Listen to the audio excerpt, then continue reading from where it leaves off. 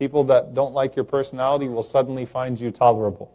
And you'll be their best friend because they know that you'll always bail them out. So you give money for the pleasure of your companion, and you find the pleasure of your companion. Then he said the third type of loan is a loan by which you take that which is impure by that which is pure, and he said that is usury, that is riba. So the entire spirit of trying to benefit financially from the money that you give to someone else, the loan that you give, is a foreign concept in Islam. In and of itself, it's riba.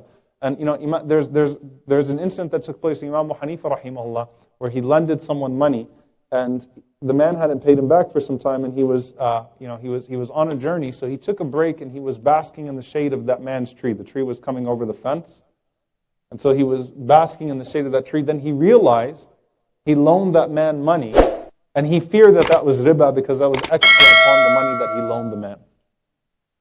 That me basking in the shade of his tree might be extra. It might be a benefit that I attained through that loan. So anything that I would benefit through that loan is not in the spirit of Islam. Now it's very difficult when you think about now, because loans entirely function within the spectrum of benefit and financial. It is a business. The lending business is a business. So it's a different subject altogether. Now you might think to yourself, well, is Islam exclusive in this? Why is Islam so unique in this? Why does Islam see riba as so evil? Guess what? All the Abrahamic faiths at one time saw riba as a great evil. In Judaism, in Ezekiel 22:24, it says, "If thou lend money to any of my people, even to the poor with thee, thou shalt not be to him as a creditor, neither shall ye lay upon him interest. And if thy brother be poor, and his means fail with him, take no interest of him or increase, but fear your Lord, that your brother may live with you.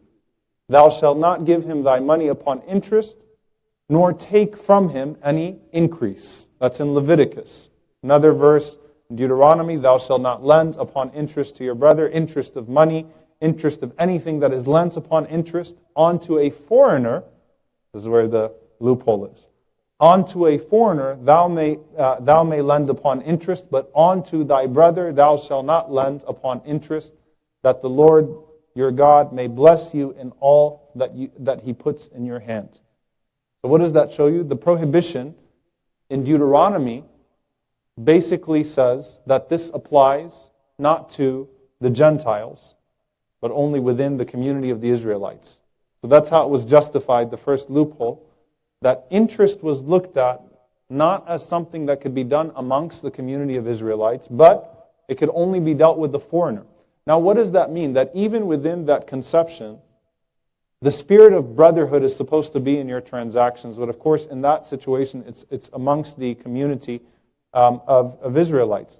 And some of the older scholars, the old scholars of the Old Testament, they reasoned with this, and they said that, well, look, this doesn't mean only that you can do riba with the Gentiles. This just